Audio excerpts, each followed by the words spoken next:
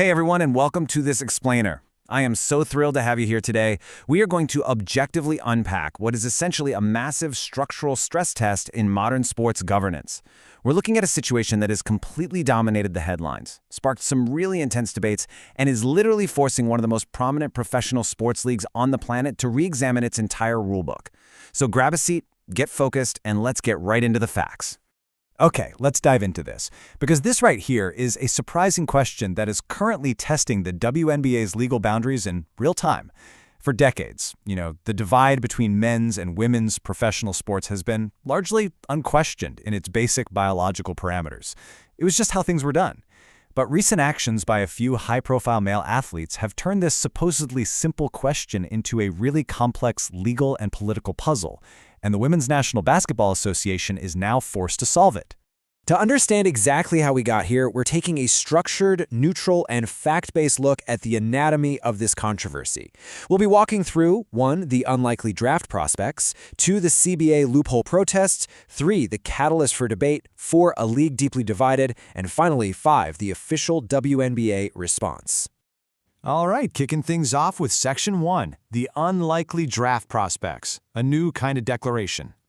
So, former NBA players Enes Kanter, Royce White, and Larry Sanders have actually officially declared their eligibility for the 2027 WNBA Draft. Now, it is absolutely crucial to understand that this isn't some standard career move by athletes just looking to switch leagues. Not at all. These declarations are serving as a direct, highly visible political protest and a legal challenge targeting the WNBA's current transgender eligibility policies.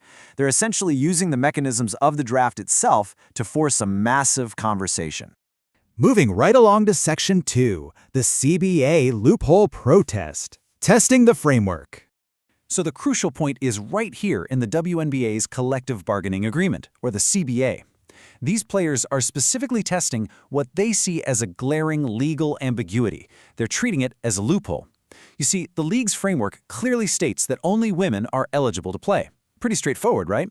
Well, it currently lacks a rigid biological definition of what constitutes a woman, and critically, it doesn't have specific guidelines regarding gender self-identification. That gray area, that is the exact legal territory these former NBA players are operating within. And that brings us to Enes Kanter's specific rationale for actually filing his 2027 draft paperwork. Freedom is claiming that if simply declaring who you are is the baseline for inclusion in modern society and modern sports, well then he technically meets the league's criteria. He's maintained that his goal isn't to mock anyone. Rather, his protest is designed to demand that the league's progressive and inclusive statements be applied uniformly across the board. Basically, he's pushing the league to legally and officially define its boundaries. Then you have Royce White, who, by the way, is a Republican political candidate in Minnesota, and he followed Freedom's lead with his own specific legal framing. White stated he would identify as a woman literally for the purpose of professional basketball to ensure fair treatment. And he's actually escalated the whole situation by threatening legal action if he's barred from participating or just goes unsigned. And as we mentioned earlier, a third former NBA player, Larry Sanders, has publicly claimed he's joining this coordinated effort too. But you might be wondering, why now? What actually sparked all of this? Which brings us to Section 3, the catalyst for debate, where it started. Well, the immediate spark for this entire debate can be traced back to comments made by Indiana Fever guard Sophie Cunningham during an ESPN feature. Cunningham publicly advocated for protecting women's sports, and during her remarks, she stated plainly that biological males should be blocked from competing in the WNBA. It was this highly public stance right on a major sports network that really ignited the current firestorm. And the real-world fallout from that was instant. Cunningham's remarks caused intense polarization among the fan base. We aren't just talking about online chatter here. It resulted in physical fan rallies, both supporting and opposing her, right outside the arenas at games. This really brilliantly illustrates how quickly and how deeply the issue divided the WNBA community. It established a super tense environment even before those former NBA players ever got involved with their draft declarations. Let's move to Section 4 and see how this builds. A league deeply divided. Reactions and perspectives. Now, what's really interesting about this is the number 0. Because currently, there are exactly 0 openly transgender players in the WNBA. And this provides some absolutely crucial scale to the conversation.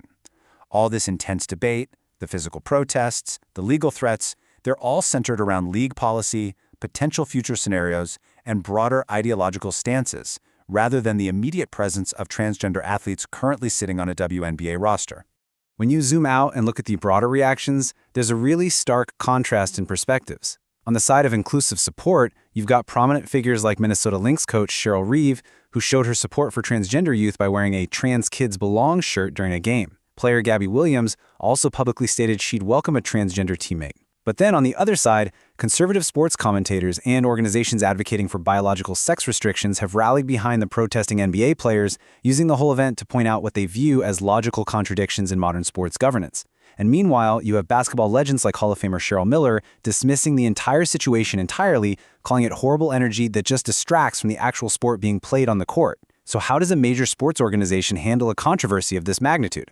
Finally, we hit Section 5, the official WNBA response, navigating the fallout.